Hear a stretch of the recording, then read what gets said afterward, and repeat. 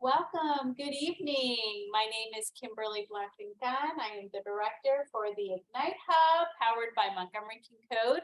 Welcome to our in-person guests, and also welcome to our guests who are joining us virtually this evening.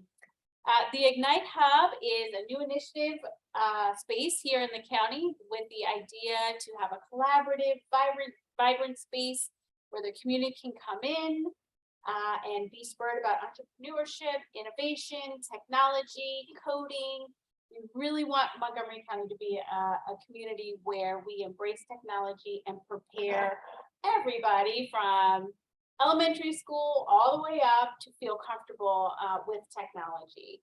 So tonight we have our first Fireside Chat Career Series. And our first guest we have is Mr. Taj Thomas, who is joining us today.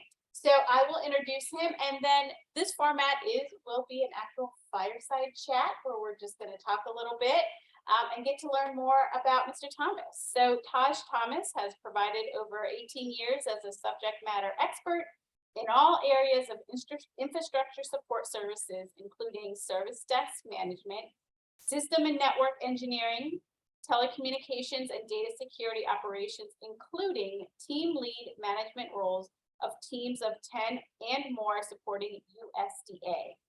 Taj also has 5+ years of mid-level management experience as the senior manager in healthcare IT, leading a team of 15 to 30 in delivering Medicaid and Medicare management information systems nationally.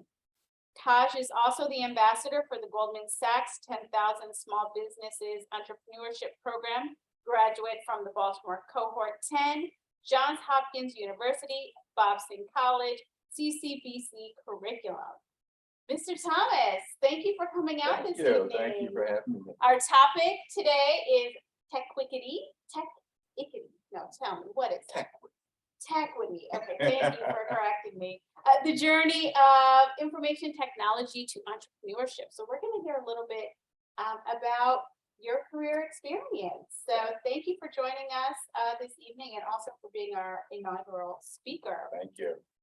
I'm going to start here with our first question. If you don't mind, we're going to just jump right in. Taj, share with us your background about how did you get into technology?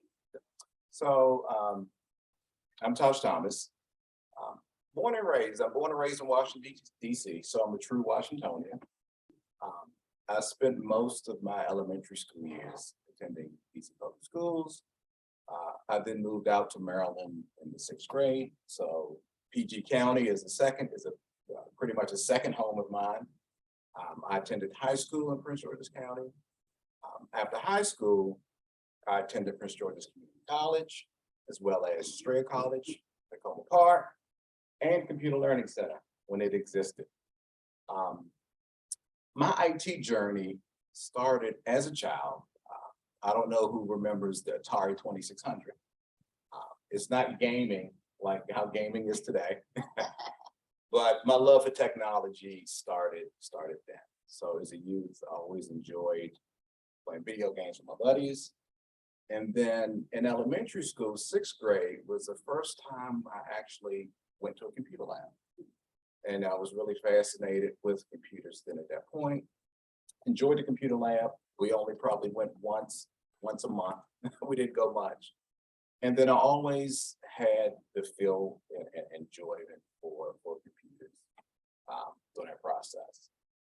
Middle school, we actually had computer classes as well as high school. So any computer programming classes or application classes, pretty much what they were then, I always made sure I registered for. I always did amazing. I always got an A there. But then I noticed, computers did have a math component to it, as you know. So, I was always pretty decent in math. I had to pick up my math skills. And as well as college. At Prince George's Community College, general studies is what I took. But then at Strayer College, computer science or computer information systems, what they called it, is where I got exposed to more of the programming. It was DBase 2, DBase 3. One simple class, it wasn't the variety classes like everyone has today. And in college, in the Computer Learning Center, I went to that to actually get more of a hands-on. College at that time, it was more theory than hands-on. So Computer Learning Center, I sat home, there was a program, something came on TV. I said, hey, I like that. It's a hands-on class, 14-month program. Novell NetWare was the network operating system at that time. It was a little before Microsoft really took over the industry when it came to organizational operating systems. So I took a 14-month class, finished that curriculum, certified as a CNA, which is a certified Novell administrator. And then from there, IT has always been, the way of life. Excellent. Thank you. Wow. So it's been really a lifetime journey for you. Yeah. And it sounds like that seed was planted for you in elementary school, just Yes. having that exposure and awareness to it, and you just clicked right with it. Yes, And like I you said, signed up for every course. That's Every course I what did. every parent educator knows. If the motivation is there, Yes. you're quick to join. So tell us a little bit about what community problems are being addressed with information, entrepreneurship and technology. So I'm gonna read off a couple did you know questions before I jump into that. Did you know almost 8% of the total US labor force works in technology? This is as of 2019. Did you know 25% of tech jobs are held by women? 75% are held by men. In the US tech sector, Black Americans hold 7% tech jobs. Latinx Americans hold 8% tech jobs. 20% of Asian Americans hold 20% of tech jobs.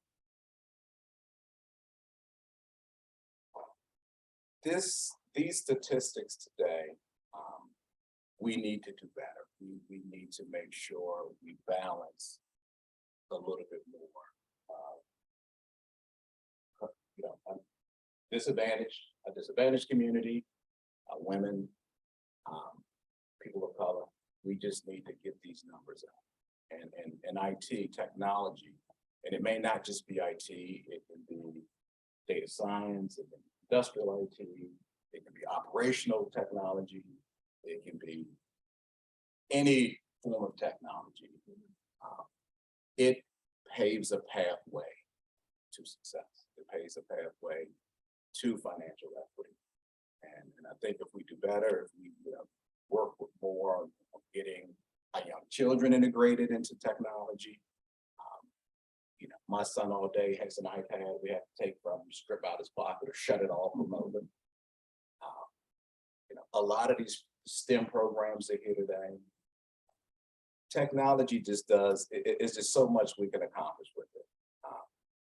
Currently, because technology is one of the biggest tools that you're ever going to use at work, and technology is everywhere. There's no industry without a technology or a technological component. And as technology changes and emerges, there's more opportunity for growth. There's more jobs in technology today than people can even feel. So that's the way we can close this gap, this financial equity gap for you. So community support, me being here today to represent this Hispanic Heritage Month. You're here to represent.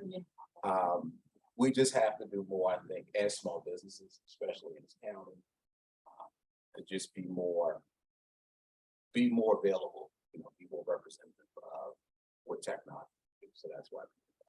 Excellent. Yes, and that is absolutely one of the goals of the ignITe Hub, is to address that disparity so that it is more equitable and it is more representative of our community. And of course, what happens when we're more inclusive and we have everybody with us, that's where that innovation and those ideas that are unique, say, to that community, that's front and center for them. And they're thinking about those problems of how can we address those? Exactly. So absolutely. Exactly. Those are impressive numbers in terms of why we're here, and everybody who's in this space of wanting to make technology a field that is acceptable for everybody. Excellent. Thank you. So what inspired you to pursue this area? How come in? Great question. So I got two things I'm gonna talk about a little bit. So when I finished, I had a very hard time landing a job when I graduated history at college. So my field was getting more of a hands-on program directed curriculum. It could help me land my first job. So I'm gonna age myself here. Why not? People came a long way. So I landed my first job April 1998. And I was a contractor for Marriott International, which is right here off Rocklet Drive. I believe they just moved into a new headquarters. And I never knew what that first job was going to look like. I had no idea what it would feel like. I was nervous, petrified. First day at work, I worked at the help desk. So the first opportunity I had was a tier 1 help desk support role. I negotiated at the table. I think I negotiated, and he asked me, you know, Taj, what would you want your salary to be? I said, nothing less than $25,000 a year. And he said, perfect. And next thing you know, I was working, had a job, and had no idea that was what I negotiated. I misnegotiated. I already asked for what I wanted in a way without the negotiation. Fine. First job landed, I'm at Marriott. First meeting, we went over tickets, ticket count, incidents, work orders. And they had a big bullpen. It was my team, and it was the Marriott executive and associate team. And they all went around and just was spitting out these words and acronyms, and I almost fainted, almost passed out. I was just like, oh my goodness, I think I know what I'm doing. I got so much to learn. And it was a gentleman there, still a friend of mine, his name's Stuart Hardy. He's still a Marriott associate, still one of their leaders. And he was a Black brother from Fairmont Heights. So we kind of PG County guy, cool guy, just himself. And I just watched how he operated. I watched how technically savvy he was. I watched how he treated his customers. I watched how he treated his team. I watched how he treated his employees. And he would always be stuck with the interns. The interns would come in, they'll time up with Stuart. And from afar, he never knew he was a mentor to me, but I just watched him from afar. And that was inspiring me to, one, see that there's a person of color, actually from my same neighborhood, that's good at this. I never even knew what the industry looked like when it came to us. And that inspired me, that seeing someone that looked like me and being themselves, you know, not pretending to be what they weren't, but being really sharp, inspired me to know that I can do this and I can be successful in this. This is my first job. Second job, so I left Marriott. I stayed at Marriott for 6 months from April 1998 to September 1998. Got an opportunity to be a government contractor at USDA. At USDA, I went over as a junior technician. I'm able to kind of run help desk tickets at that time, do calls. In Marriott, they had me just on the help desk, just answering tier 1 calls. And then as me and Stuart got closer, I would stay late after work, just shadow him while he ran tickets and calls, so I learned. At USDA, I was able to land the job as a technician, handle tier 1 support and go run and triage, work on laptop, work on computers, wasn't laptops, you know, desktops, towers, and all that stuff. I ended up being in one of the offices, and up against the wall, there was a framed painting of food stamps in there. As food stamps changed, they had them in this painting. And I said, wow, I remember seeing those in my house. I remember seeing these in my friend's house. I grew up in DC as a child. And then later on, I really found out, wait a minute, this is the agency that handles the food stamp program. You know, what was called the EBT program. And that made me feel more inspired that I'm here supporting an agency of where I participated on my family in this program to fed underprivileged families. I did 15 and a half years of my career at USDA in this agency. So those two pieces were inspiring, knowing that you can come in and learn and develop and really support a mission other than just it being IT techie stuff, that you're really supporting, especially families that was part of your background. So I spent a lot of my career. So those are my two inspiring and really that push my IT. Yes, and what's so amazing, what inspires me about that is one, representation matters. Yeah. So it mattered to you that you saw somebody that you could identify with, that came from the same neighborhood from you, and it sounds like it gave you that motivation to say, I can do it too. Right. And you even went above and beyond and stayed later to shadow and learn from your mentor. And Yeah.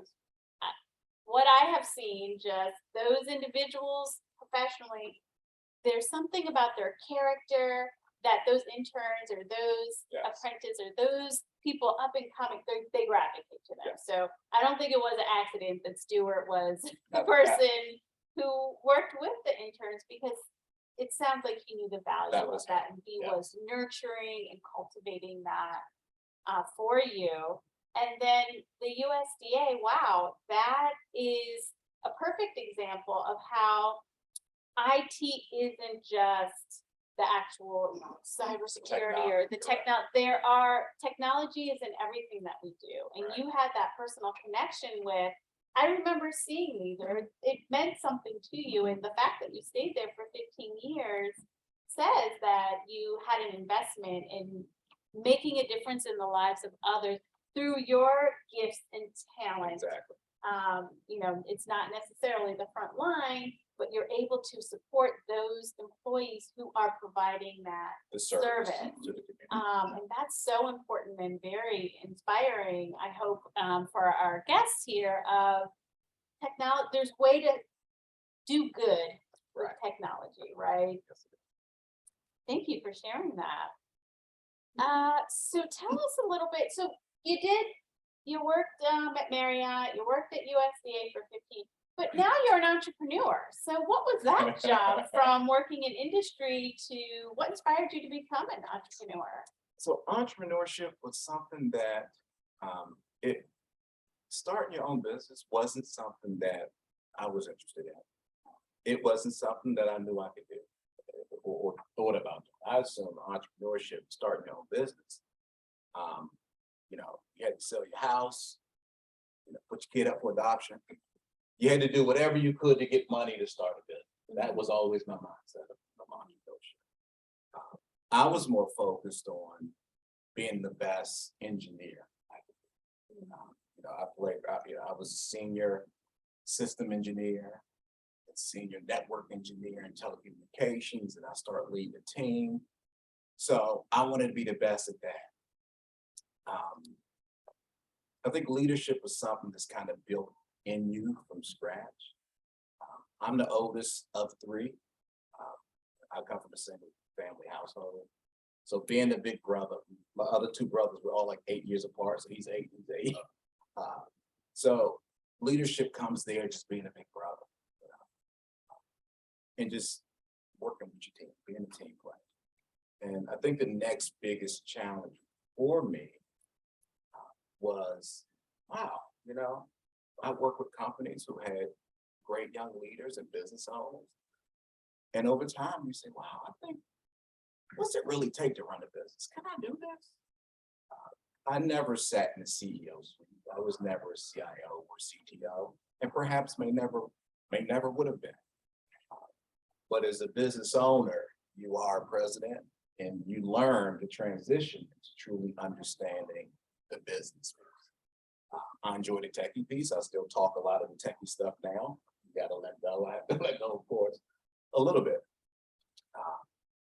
But I started Line Solutions in January 2016. Started the business, bootstrapped the business, which means I started the business with my own fund. Starting a business, getting your LLC going is not that expensive. It's marketing the businesses, which brings up expenses that you have to pay for. So starting the business in 2016, I was still a full-time employee. I actually started to commit 110% of my time January 2019. So we're officially 7 years old. I straddled the fence for a while until we could actually stand a little. Then I left my employer in January 2019. So about almost 4 years old, being committed to the company. But it's been amazing. It's been an amazing journey. It's hard. It's not easy. But you enjoy it. It's a challenge. This is all part of my journey. And anyone out there inspired entrepreneur, it's just going to be every part of your journey. Thank you. What were, as you transitioned from, I like how you say you straddled that, right? So you didn't just you don't just jump in. No, don't jump in. get eased in. So as you were a new entrepreneur, what support systems did you have in place, or where did you find help or support, since you said it wasn't something you hadn't considered before? Right. So I think I came home one day and you just had one of those days. You're like, look, I just, can I be a business owner? Can I do this? And my wife was like, sure, why not? Her background is business and finance. She was like, yeah, it probably costs us about, $200 to get a business going. I was like, what? How much? That's it? I thought it cost like I got to put in houses. I got to figure to sell my car. But to build that business is going to be where it takes time. So she was very supportive. When I decided an opportunity in my past employer, there was an opportunity where they were switching over their IT support service. So I had a team of about 15 to 30. The company was moving in another direction when it comes to how IT services are delivered in-house. They want to outsource IT at our organization, which means my whole team had to go. Right? So that right there put me in a position where I just started, the company was already started. We had a small project coming up. And I took that as a sign. The company was interested in keeping me, but I knew it'd be short term because the value I provided was keeping this team together and delivering IT services to a team. So went home, talked to my wife, and she said, this just might be the sign. And I was like, wow, are you okay with this if things don't go right? She said, if things go wrong, what do you do? The worst thing to happen. I was like, I don't know what happened. You get a divorce? She said, no, I'll keep you. But you would just have to go back and get a job. So taking the risk, and the worst outcome with that risk would be me going back to going somewhere. Wasn't a bad risk, right? I assumed my risk, not even thinking that oh man, I failed, So she promoted that, look, I'm here to support you, just do it. So me and my whole team, the last day of December 2018 was all of our last days. And January 1st, 2019 started me 110% figuring it out. So it's figuring out the market, figuring out the industry, figure out my strengths and weaknesses, which is all of it is. Because I'm not a businessman, I'm a techie, right? So it's been a journey, an interesting journey, but we're here. Talk about preparation meets opportunity. So you had already put yourself out there and you were actually positioned to be able to make that jump with the support of your partner. Yes. And it sounds like there were those conversations, reflection with yourself of, sometimes we catastrophize, oh, it's going to be the end, right. When your partner's like, well, you'll Give just have to go back to right. work, like helps ground you. Right. It's helpful to have that support in your family to help put it in You perspective. need that, yes. For you. So, wow, that's great. Yes, we have a question. Yes, my name is Angus Chen. Thank you for being here. Thank you. Could you touch a little bit on the bootstrapping period? How did you find the first contract or project that you can work on? So I'm going to repeat for our virtual guests, just so you can hear it. So the question you had, thank you, is about the bootstrap period. How did you find your first contract, or how did you navigate that? great question. So one of the biggest, I've always been an outgoing person, always enjoyed people, major extrovert. My wife said, don't talk too much when you get there, just stick to your card. Relationships, that's one of the biggest things in entrepreneurship that's going to keep you afloat, are good relationships. My first project, a lot of the relationships I had as an employee, I still work with some of those teams today. So there's a couple teams we had that I worked with as an employee that worked with me. When they found out I was doing my own business, they was like, Taj, we'll support you. I just gave them a call. Look, I started my own business. I might need some support. You got, it's just me. I have no revenue, but I may have some opportunity. Taj, let us know what you need. So a lot of relationships I built over time were there. And it's very interesting because I did not expect some of these individuals to want to take a chance on me. So I have to be very careful on how I do things and do business. Bootstrapping, I would save. I knew what my business expenses, so I kept my business expenses very low when I first started the company. And I would use my money I made as an employee, pay those expenses.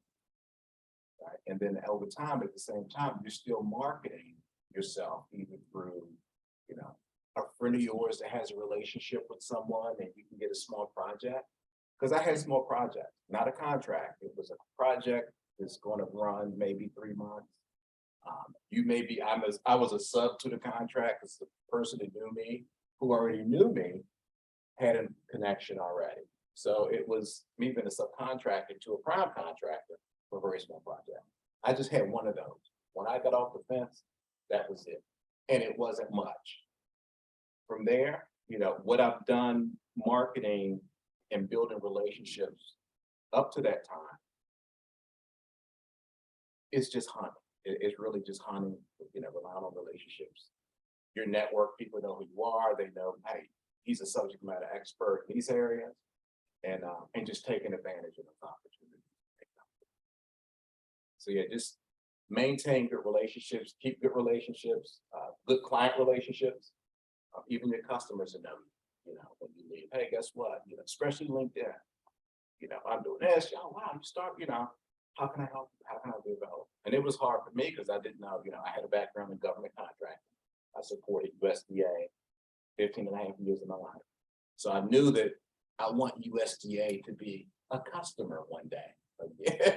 But I knew it was going to take a very long time to get there because Taj Thomas versus Line Solutions truly isn't the same.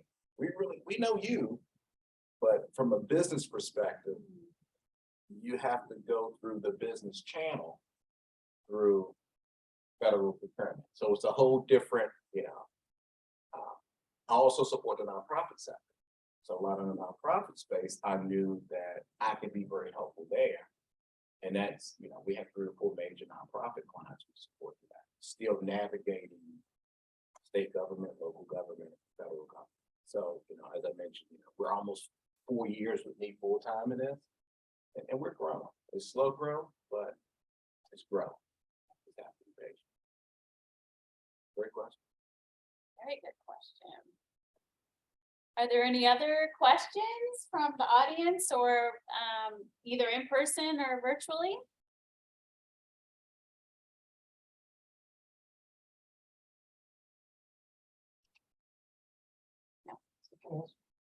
So you came in at a time just before COVID. And how did you find the pandemic affected your ability to grow? While you're thinking, I'll restate that. So the question was about COVID and how did that impact your business, launching it right at the beginning of COVID, and how did you navigate that? So one of the, when COVID hit, one of the main things from entrepreneurship, where I knew my weakness was going to be, is the business side. Finding out my niche. It's a million small businesses out there.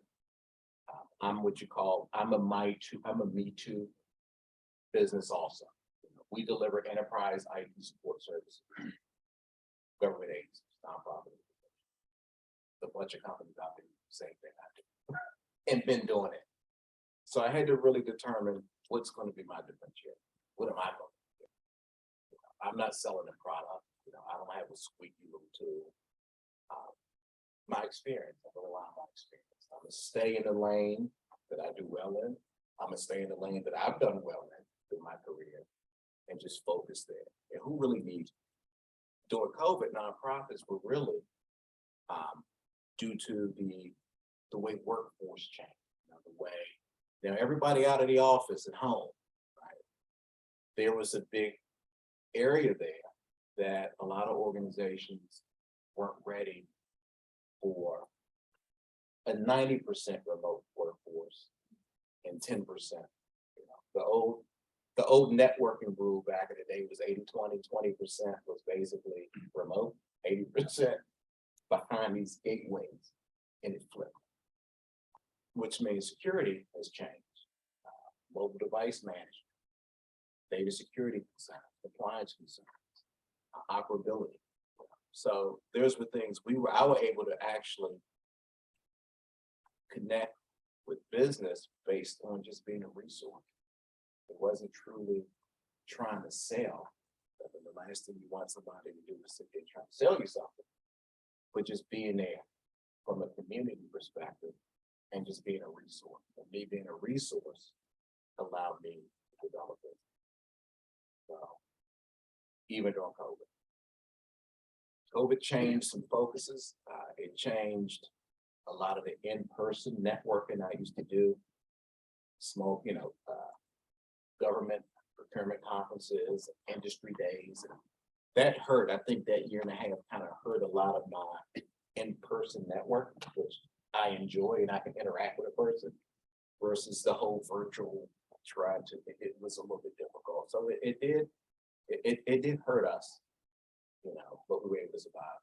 I know a lot of companies who really had it bad during COVID, so we're just blessed to just stay afloat. And that's the perseverance that you just have to have. You gotta be ready.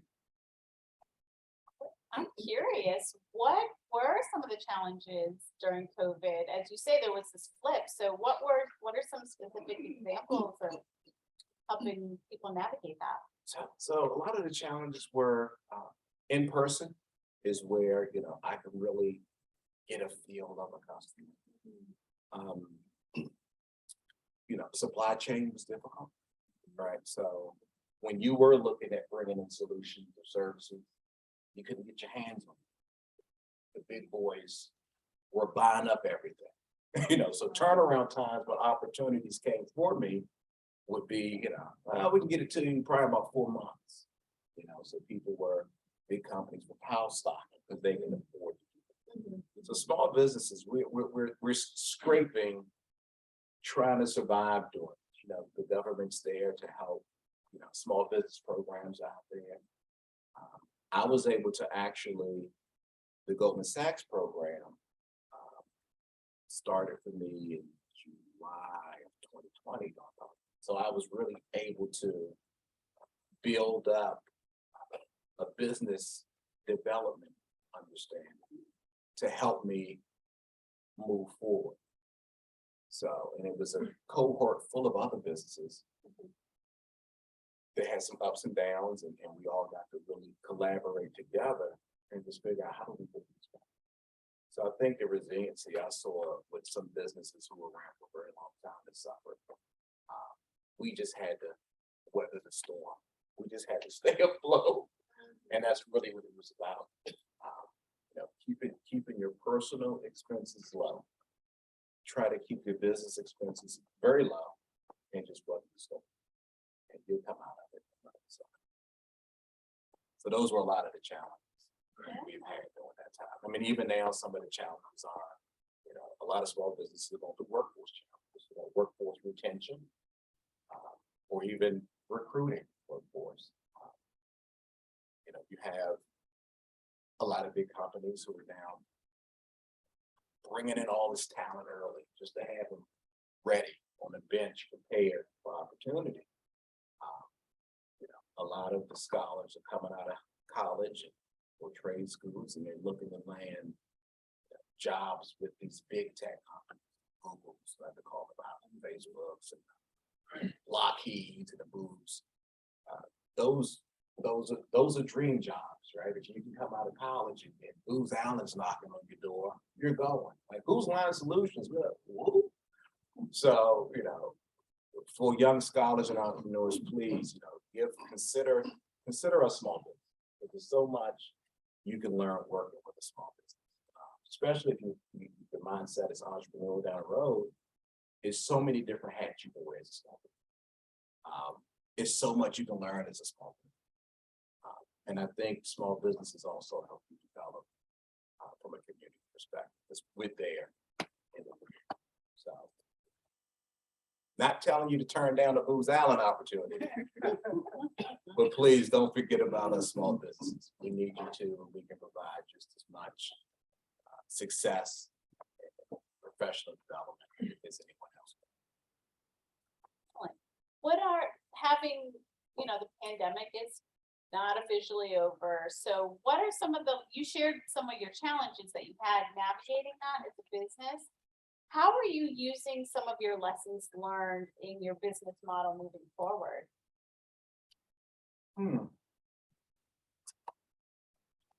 I just think, just staying committed to community. To me, I look at customers and community as the same, one and the same. Look to be a resource. Use your experience, use your expertise, and share it.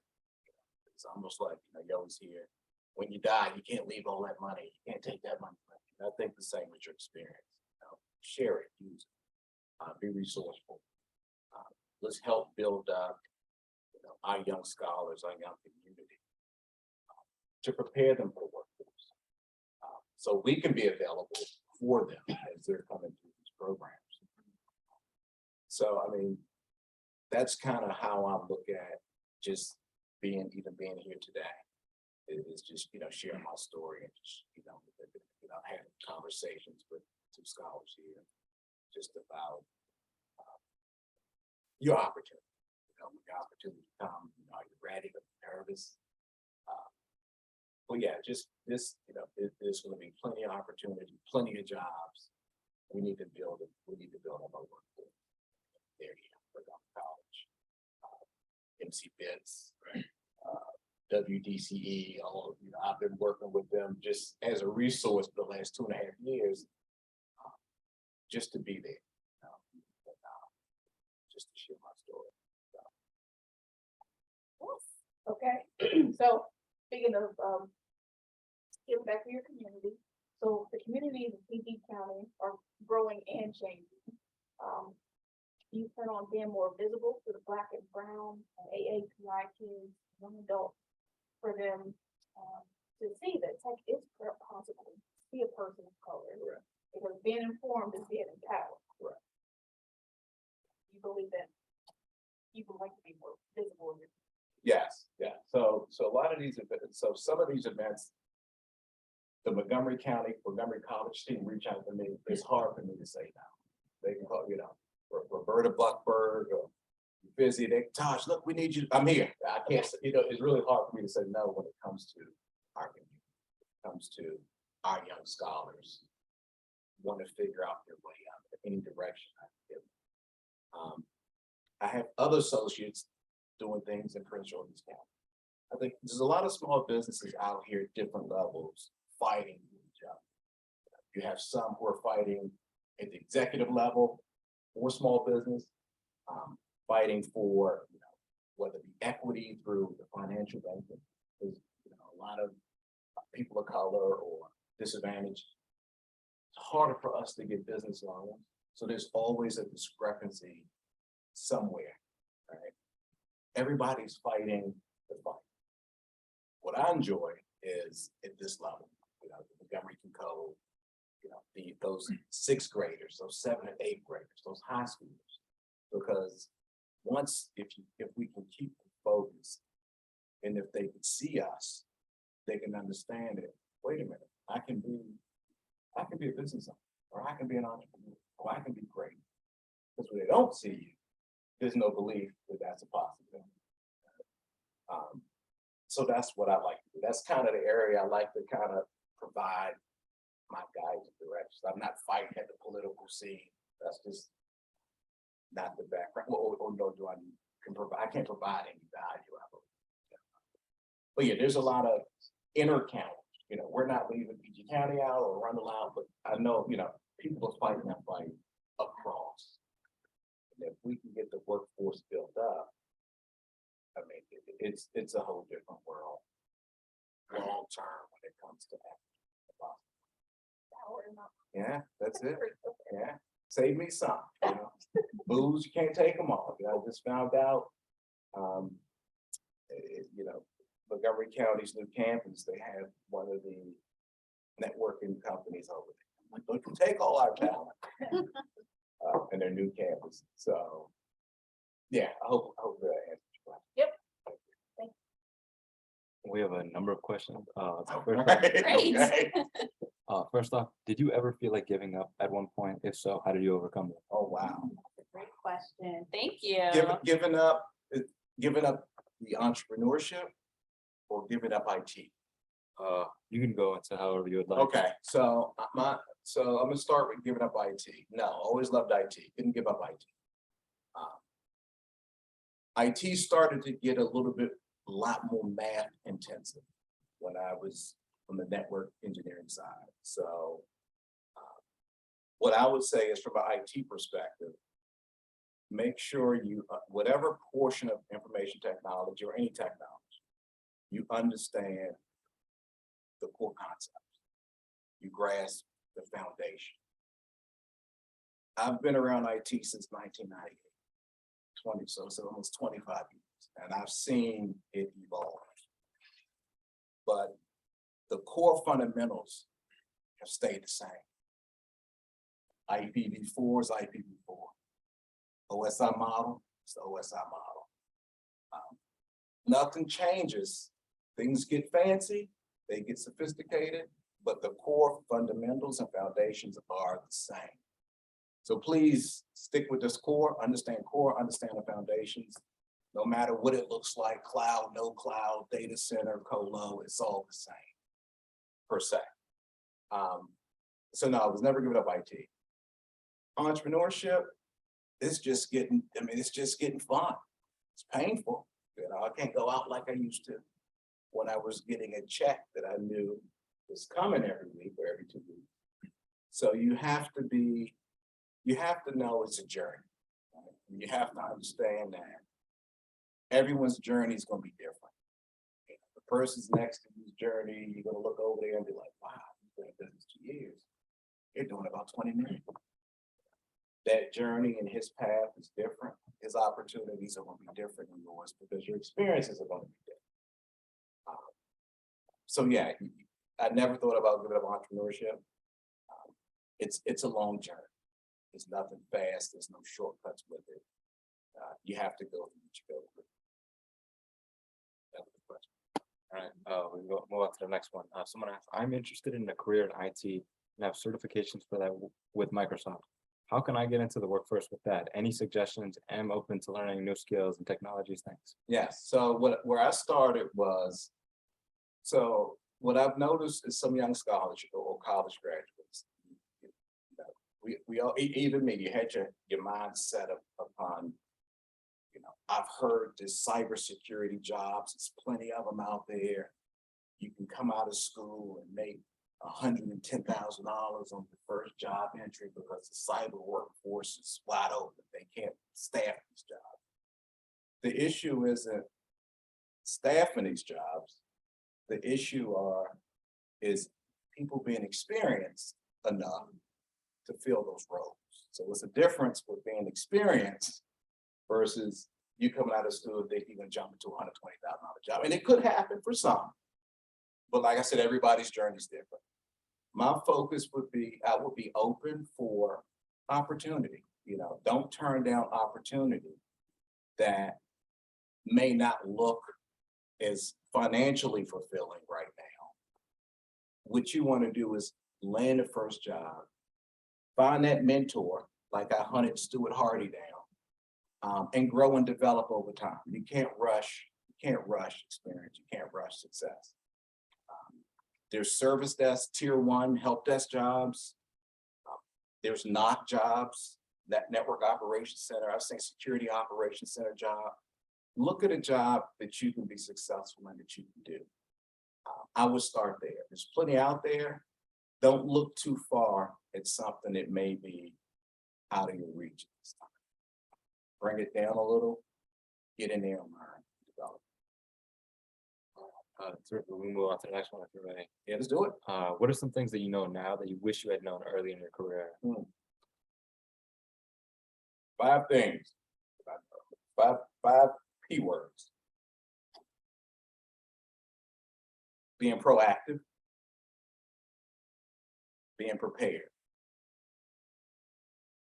Being persistent. Persevering.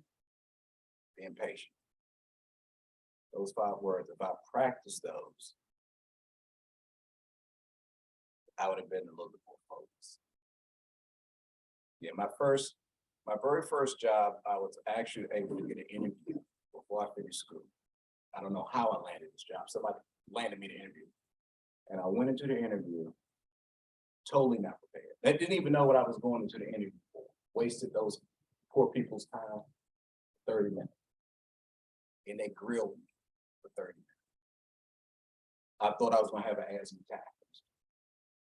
And when I left that interview, I felt so humiliated that I knew that I would never ever again show up unprepared, period. So that's where being prepared, proactive and being prepared, that would never happen again. So those five P words, I would keep those in your back pocket. And then someone asked, why are some tech companies based in Montgomery County struggling to find talent in a county with some of the best schools in the country? Or are you finding this problem from your own perspective? I don't know why Montgomery County businesses would have a hard time finding tech talent. Could it be, it's back to those positions. We have to start at the beginning. We have to start at the baseline. We have to start, I had to start at $12.50 an hour for my IT job, right? If you're looking too far for opportunity, that's out of your reach. If you're trying to go after something that you were told that you feel that you can get, it's just out of bounds. I can understand you just may not be prepared for that. Look at things that you can touch. Look at opportunities that may not be what you assume, but if they're IT-driven opportunities, when you're interviewing, you let that employer know that this is what you want. This is where you want to be. Our jobs as businesses are to make sure we can meet you where you want. You come in, look, what do you want to do other than this? I want to be in management, or I want to get my MCSC and I want to get my Amazon cloud, and it's our jobs to help you grow professionally. And vice versa. It's our jobs to invest in you so you can bring more value to the company, right? So don't shy away from opportunity just because it always doesn't look shiny. All right, we're ready. Someone asked, was there ever a time in your career that you thought the career path that you took was the wrong one? And what reaffirmed you or helped you reassure yourself that you were doing the right thing? So in my days, there was no wrong path. It was only one. So now, I looked at some of these, these colleges programs. I'm like, wow, they have 19 technology tracks. We didn't have it. It was computer information systems, programming, and that was it. And then when you got your job, you then had to figure out what you liked because you had no idea. Now it's so, but you may not know exactly. You may be taking a network engineering course, but you enjoy app development, right? Or app development, So I've never had that situation. But I think if you are in IT, land that job, still land that whatever entry level job, whatever job that they're going to bring you in on. Because what you got to notice is because you're not going to have a lot of experience, you may have to take, unfortunately, perhaps what's available. And then once you're there, you find that mentor. You sit with those subject, those business units. If the database team is over there, you find a mentor there. Hey, what do you guys do over here? Tell me a little bit about what happens here, or the data security or InfoSec team. What happens over here? Get into land your first job, and then when you're in there, go to the same team. Network. Do you mind if I shadow you? You guys are doing maintenance activities this weekend? You mind if I come in and see what's going on? So once you get in there, you can kind of navigate with the other teams to get an idea of what you like. But I mean, if you already invested in those skills already, move forward with landing that job. Just because you think, you can get to the workforce and it'd be a whole different line of work that you do. So take advantage of what you've invested in already. Taj, to add on to that, we definitely encourage all of our students to address the gap that you talk about of experience. What suggestions do you have for our students, or even non-students, but adults looking for experiences in an internship, an apprenticeship? Where can they find those opportunities? So Montgomery County, I know Montgomery County has so many workforce development programs that I've seen through the Development Center, Economic Center, I think Workforce Montgomery, so many in this county. Internships are key, and actually organizations are really trying to get folks in now on internships to start grooming their workforce, because there is a workforce concern for some organizations. Apprenticeships. If you can land an apprenticeship in technology, that is hands-on experience.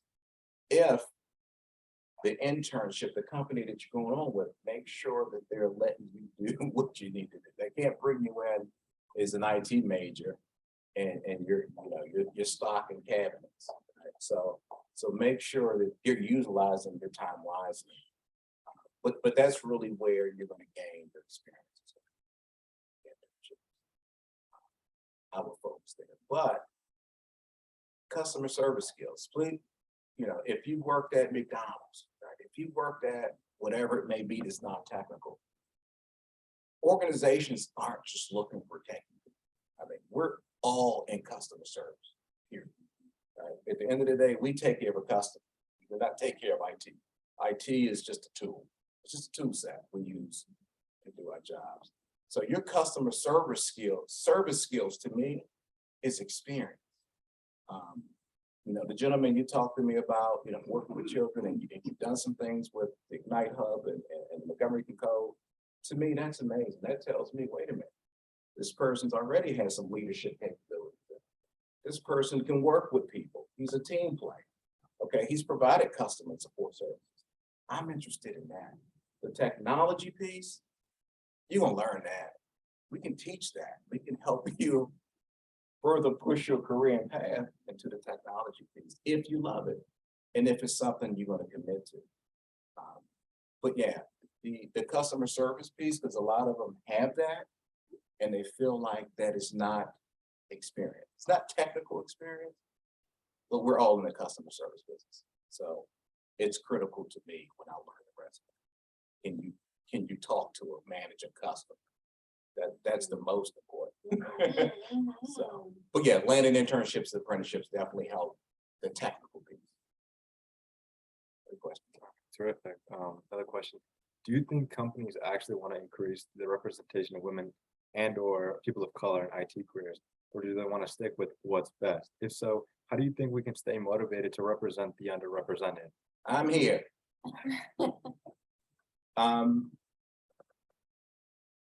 So DEI was a big push, new buzzword, really got a lot of attention in the last couple of years, driven by politics. I'm driven by COVID. So some organizations look at that to check boxes, to get numbers and statistics that I read off, right? And my advice would be take advantage of whatever opportunity you have, no matter what the situation is. And then when you grow, when you develop and start your own company, if that's what you are, you incorporate that component into your organization. I can't dictate who's right, who's wrong. I just know that is a new thing going on now. That should have always been interviewing for the best candidate, not based on a person's color, creed, nationality. But that's the world we live in. So keep doing what you need. Take advantage of opportunity, and don't worry about or think too much about, is this person hiring me for numbers or not? Be concerned about growth and opportunity. Terrific. Another question. What was a skill that you think you had that separated you from the rest of your peers or that helped you gain an advantage over others? I enjoy relationship building. I enjoy networking. I enjoy people. I enjoy growing and learning. I think that's it. I mean, I really enjoy the relationship and growth part of teamwork and doing things together. Entrepreneurship, it always looks like there's one person at the top who's making things happen, and it's not. Entrepreneurship and true success is really about your team. My job as a CEO president is to define the vision, define the strategy, and bring in great team with experience to help us get there. But it's not something I do. I work for the company just like anybody else works for the company. I do not look at myself as a boss. I look at myself as a team. We have to make this happen together. Line solutions just won't exist that long. We had a question back here. You mentioned earlier, you're a small business owner, competing with a company like Booz-Allen. So it's been 2 years since you started. Have you break even? What's your forecast or projection of your profit? What's your EBITDA this year, or what are you looking at next? So this is what we do. So what happens, and I'm gonna talk about I'm gonna keep this in government contract. That's where Booz is probably gonna be in your question. I can't compete with Booz-Allen, not happening. But what I do is what they do is they set aside or they separate small business and a small business category. So any competition that I may have is going to be with other small businesses. Booz-Allen is a large business. There are going to be opportunities, and they call set-asides for large business. So what the government does is to try to balance the playing field a little, is set aside percentages for small versus large.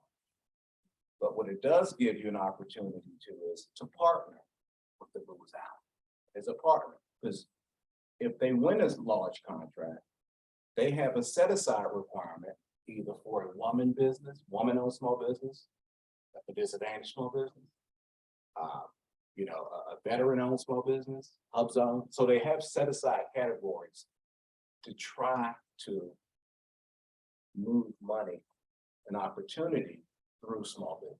So it's not just me, that's not how it works. The largest compete. But it's really not a competition, because what happens is the same small business, you never know who you're competing from a small business. If there's an opportunity that I go after, I don't know that Kimberly with her small business is going after that same opportunity. You're truly competing with yourself. You're competing with your strengths and weaknesses, opportunities and threats. Can we as a team put together a competitive proposal and win this opportunity? I have no idea, nor do I care truly who else is going after this opportunity, because I don't know, I don't see that. We compete with ourselves. And what usually happens sometimes is me and the partner I am competing against Kimberly. There's an opportunity we both like, that me and Kimberly together with our capabilities can go after this opportunity together. So there's truly not competitiveness like a football game. We all are trying to support a particular customer, but we have to do our best to show that we can bring the best value and experience and financial strength to support this government. And if we can't, that could be taxpayers' dollars worth, because we pay taxes for government, right? So we're winning those opportunities are. And yes, as a business, as an organizational and business goal, organizational and business growth, we do make measurements. We do say, look, this is my short-term plan. By the end of the year, we want to win 3 contracts. We're going to be shooting for revenue at this number. And this is our long-term goal. These are our business goals, these are organizational goals, and these are my personal goals. So it's 3 different buckets of goals we need to meet. And revenue is a business goal. Personal goals are the others, and organizational goals may be, we want to work on our top secret security clearance in our organization, right? That's an organizational goal to create more opportunity. So if we break those goals up into 3 buckets, we make short-term, long-term, and we forecast where we are today and perhaps and we just work it. Sometimes you make the mark, sometimes you don't. Great question. Great business question. I have another question for you here. Someone said, I've heard that it's can be more difficult for people of color to acquire business loans. Have you ever gotten a business loan? How was that process for you, if you did? Yeah, but yes, it is hard. I was able to, SBA put out a couple loans due to COVID. There were COVID release loans, and I was able to qualify for both. Now, it depends on how much. Maybe they don't give you that much. But I think you have to be financially savvy. What happens with a small business is that you are going to be a personal guarantor of any business loan. You haven't been established, you're not big enough, you're not large enough, you haven't generated enough revenue. So what happens is your personal finances, your personal credit has to be top par, right? And then you do have to have some revenue. You know, even your business has a credit file. It's called the DUNS. You need to build your business credit. In parallel, this is what I did in 2016. Started building the business credit. There's strategies on doing that. And your personal credit, you have to keep it up the bar, because you really can't be successful without being able to get a loan, because you can't front your money forever. You're going to need that $100 or $200 to $300,000 line of credit to either handle payroll or vendors. You just can't use your money. But you will have to sign and guarantee that business loan when they look at your personal credit. Right? So you do need to be clean on both sides. So I think that's, you will get the loan if your credit on both sides looks risk averse. But yeah, I don't know if they look at, they don't know if Taj Thomas is a black guy, a white guy, Indian guy. So I wouldn't get too deep with that. Just do your part. build your business credit, make sure your personal credit's clean, build a good banking relationship. You have to build a banking relationship. You just can't walk into the bank, I need a business loan, I need $2 million. That's not happening. So they teach us, start building a personal banking credit with your business advisor, whatever bank you're banking with, and have those conversations on where you want to be and where you need to be. Nothing's going to happen quick. You still have to plan. And Taj, SBA stands for? Small Business Administration. Any more questions we got on? They were excellent Yeah. questions, yes. Yeah, Thank you. wonderful, thank you, Thank amazing, you. wow. Is there, outside of networking, is there any advertising venue that you use to advertise your resources and your skills? The question was about networking, outside of networking, what other resources do you use? To let people know that you're out there. Advertising and available. marketing? I mean, social media, LinkedIn is like the biggest professional, network. Or what would be search under? So LinkedIn, you connect with people, to connect with friends, to connect with other business units. And then you just, you can be a resource there too. This is, October Cybersecurity Awareness Month. So what I do for a lot of my nonprofits at times is just kind of send emails about cybersecurity awareness. Hey, make sure you're changing your password, things like that, just to be a resource. There's so many people I meet over there that I don't know, businesses that are willing to chat, willing to talk. You reach out to them, they'll give you advice. Some of them are mentors to me today that they don't even know. I call it I'm a virtual stalker. I watch what they do. You watch their success. You cheer for them. I mean, you learn so much from people without really needing to call them up and say, hey, will you be my mentor? Because you can learn from everyone. And those that I do reach out to or reach out to me, I make sure I'm there to help them from the small business stuff. So the small business community, everybody has to help each other. Nobody does it alone. There's no such thing as, there's no such thing as success. You can't do it alone. I have a question. All right, So waiting on your question. do you have any book recommendations for future entrepreneurs? And what area? Depends on the area. I'm gonna tell you, let me tell you, when I talk about foundation and I talk about core, I'm a big CompTIA supporter. They're not paying me to be here and say this, but I started my certifications with the CompTIA track. It was core, fundamental. They got way more tracks than they did when I think back there, they probably had 3 certification tracks, A+, Network Plus, Private Security Plus. Now I think it's probably 10, 11, 12, 13 tracks. Getting those core concepts, get those certifications. Let's say, for example, Network Plus, right? And Server Plus. You're talking about virtualization on the desktop now. Server Plus, virtualization. It's going to hit a lot of the core foundations of virtualization. For example, there aren't a VMware certification.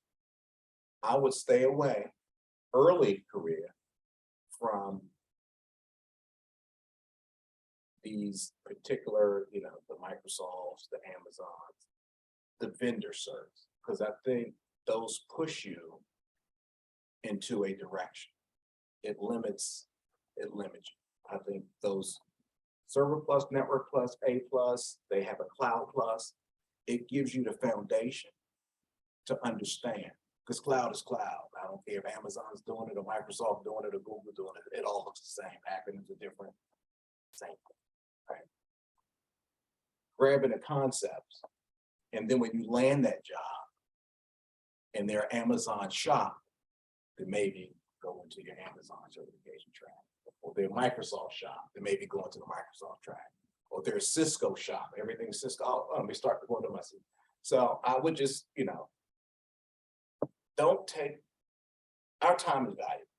And I think that was the same approach I had or what I hear. I'm gonna go get my CCNA. Never touched the Cisco component at all. You know, I'm gonna go get my CCNA and see if I can land a job somewhere supporting Cisco organization. But you really don't have enough experience. But then sometimes you think that certification is your ticket. Sometimes it works. Like I said, everybody's journey. Some people will get lucky, some aren't. I think getting that core CompTIA, because it's not vendor specific, it is foundational across any vendor. I think that's a good place to start. If you have an opportunity with Amazon and they want you to get it, different, go get the Amazon certification. But I like to stay core. I've met a lot of folks who are security engineers who aren't really strong at networking. And it really baffles me because I'm wondering, well, what are you watching and looking at if you don't understand what just went across your face, right? So when you're not getting the core concepts, what are you truly defending? You know, so there's a lot of applications now that are AI driven, automation, they're learning and they make those decisions for you because they've seen it. But I think getting the core concepts, the rest of the stuff comes pretty simple. It looks pretty simple, no matter how technology evolves. Good question. All right, we have another one. When starting your career, what was the hardest lesson you had to learn? And what did you have to change in your mindset to allow yourself to grow past it and become better? Being proactive and being prepared. My first job, I landed a job, an interview, and walked in that interview and almost passed out because I was not prepared. I bit off more than I could chew. I wasted my time. I wasted their time.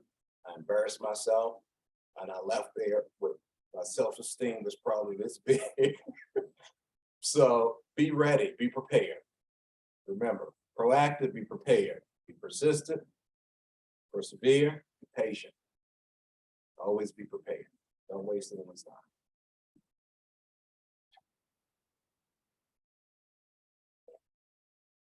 Yeah.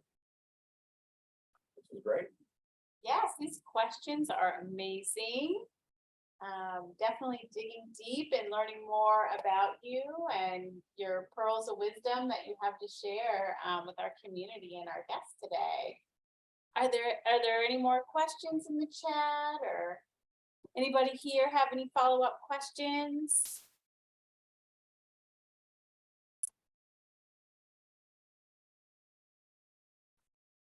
Okay, well, Taj, thank you so much for Thank your you, time Kimberly. this Thank you. I evening. appreciate It's been it. a I wonderful appreciate it. chat, fireside chat, and thank you to our in-person guests as well.